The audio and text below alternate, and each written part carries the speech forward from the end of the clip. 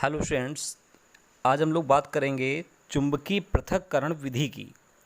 यह विधि लोहे के अयस्कों के सांद्रण के लिए प्रयोग में लाई जाती है। यदि अयस्क चुंबकीय हैं अथवा उसमें किसी चुंबकीय पदार्थ की अशुद्धियाँ उपस्थित हैं तो इस विधि द्वारा चुंबकीय और अनचुंबकीय पदार्थों का पृथक्करण कराया जाता है। चलिए हम लोग जान लेते हैं अब इसकी संरचना के बारे में। ये जो आपके सामने संरचना आ रही है, इसमें आप देख रहे हो एक चुंबकीय रोलर और एक अर्धचुंबकीय रोलर लगा हुआ है। इनके ऊपर हॉपर लगा हुआ है जिसे कप अथवा कोन कहते हैं। कप अथवा कोन, कप कोन की सहायता से अयस्कों को नीचे की ओर गिराया जाता है।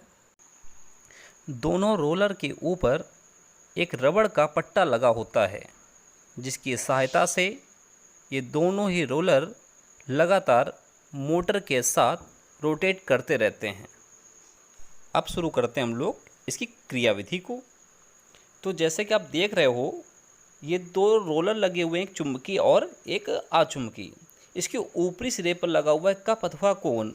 तो कप अथवा कोन की सहायता से जब अयस्कों को नीचे की ओर गिराया जाता है तो लोहे के अयस्क में लकड़ी का बुरादा, कोयला आदि मिला हुआ होता है। तो इसे शुद्ध करने के लिए इस विधि का प्रयोग किया जाता है। इसमें सबसे पहले मोटर को स्टार्ट करेंगे तो जो रोलर लगा है ये रोटेट होना शुरू हो जाता है। इसके साथ रबड़ का पट्टा भी घूमने लगता है। ये लगातार घूमता रहता है। अब अयस्क को कप अथवा कोन की सहायता से नीचे की ओर गिराते हैं तो यह रबड़ के पट्टे के सहारे रोलर के किनारे तक आ जाता है। चूँकि अयस्क में चुंबकीय और अचुंबकीय दो प्रकार के पदार्थ मिले होते हैं, तो चुंबकीय पदार्थ चुंबकीय रोलर के नीचे रखे पात्र में एकत्र हो जाते हैं तथा इसकी अशुद्धियाँ दूर रखे पात्र में एकत्र हो जाती हैं। इस प्रकार चुंबकीय पृथक्करण विधि के द्वारा लोहे के अयस्कों का सांद्रण किया जा सकता है। अब हम लोग देखेंगे इसका एनिमेशन।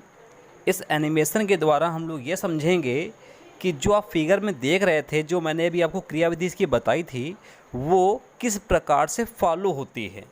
उसकी इम्प्योरिटीज़ जो मैंने बताया था कि लकड़ी का बुरादा या कोयला या आदि अशुद्धियाँ जो हैं वो किस प्रकार से पृथक होती हैं और किस प्रकार से शुद्ध धातुएं हमें प्राप्त होती हैं।